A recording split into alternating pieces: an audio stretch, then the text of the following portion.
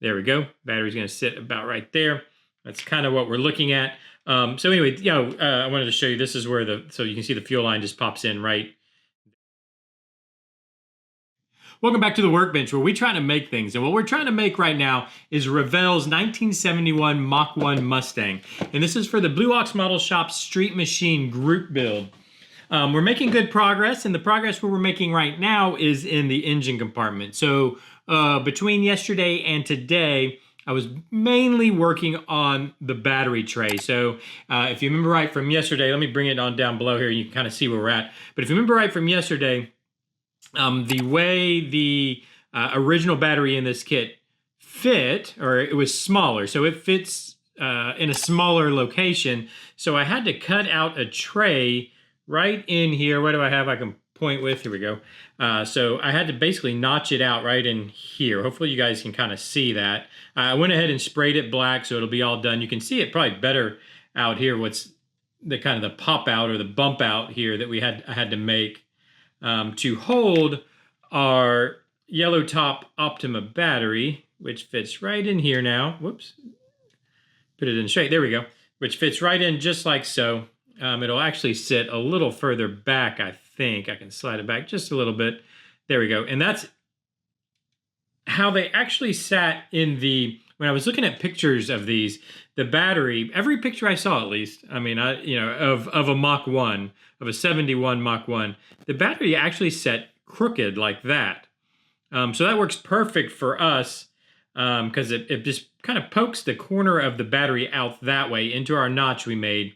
And then now I can run our power and our ground wires, or our positive negative wires. And I did go ahead and put back in, so I popped these off when I was doing the notch for the battery.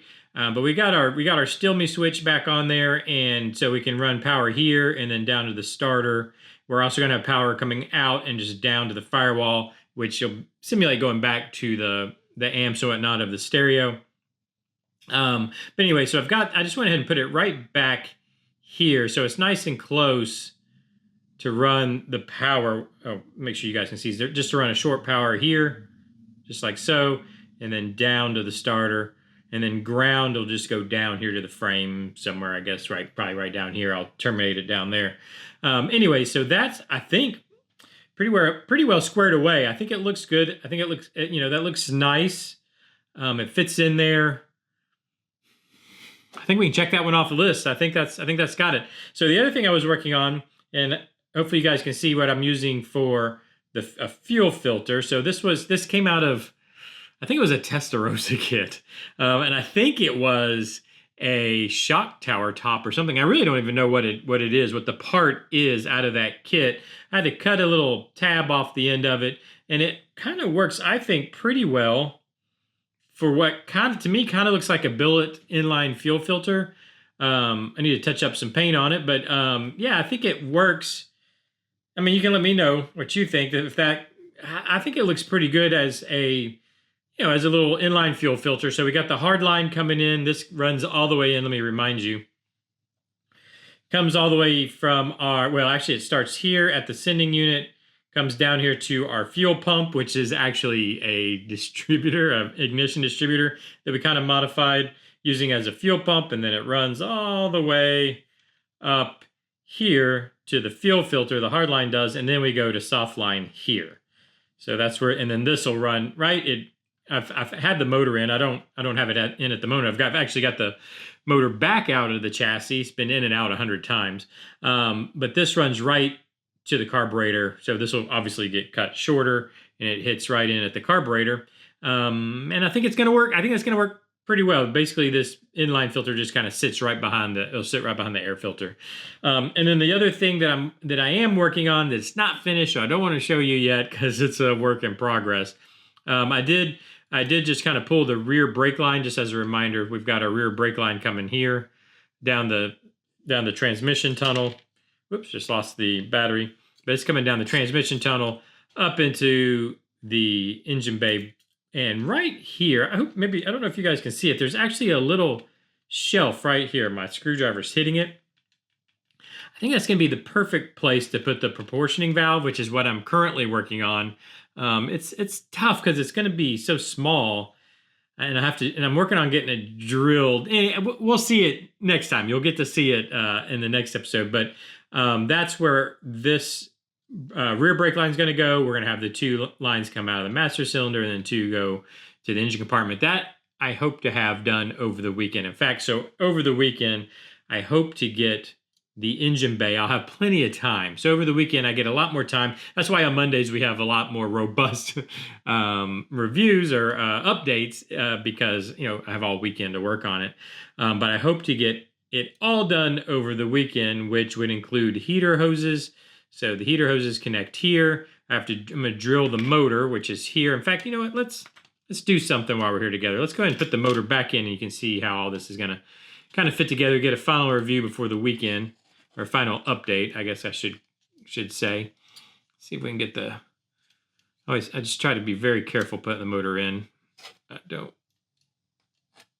want to break anything. Oh, and there's something else that I want to show too that I think I'm just gonna have to do. Let me go ahead and get the radiator and whatnot back in also with the motor, which fits very tightly.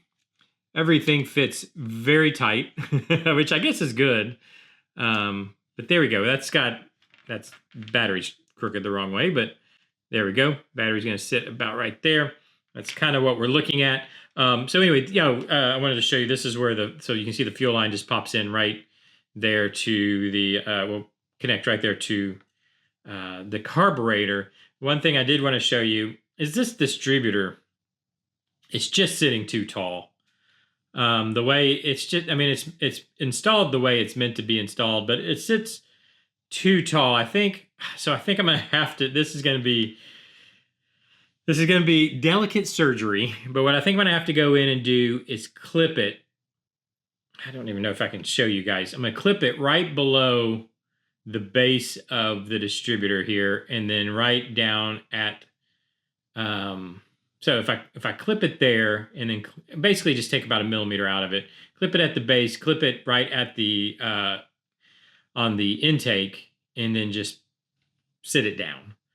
And I think if it comes down that millimeter or so, I think that'll look a lot better. So I'm gonna have to try to do that too. Also make the final connection of the fuel line, get the proportioning valve done, all the brake lines in, radiator or heater hoses running to the back. I have our radiator hose, I just don't have the fittings for it yet, so that's going to wait. And then, of course, once this goes down, I don't know. Yeah, I think the radiator hose will still run underneath the plug wires, so that'll be fine. And then battery cables, and then that'll have the engine bay done. This is sitting a little crooked. Anyways, that'll have the engine bay and all this done, and we can get on to connecting up the exhaust, the rear end, and just finally be done with it, because it's been a lot. It's been a lot more than I really intended to do originally, but I wanted to do it because it's good practice. I think it's turning out good. It's making it look better, but it's been good practice for me to practice with all the different hoses, wires, tubes, pipes, all the different things. So it's been a good practice for me. Let me know what you think. Let me know how how you think the battery box turned out. Let me know if I'm missing anything, if I'm skipping something. Just let me know down below. It really does help. I appreciate all the input. Thank you so much. Thank you for joining me today. We'll have a bigger update on Monday, which I hope to see you then, but I'm glad to see you today. And if you've enjoyed this, hit the like button, subscribe, ring the bell. Do you still ring somebody let me know. Is there still a bell to ring? I don't even know. But just do all those things you do on YouTube, and I'll see you tomorrow. Bye-bye.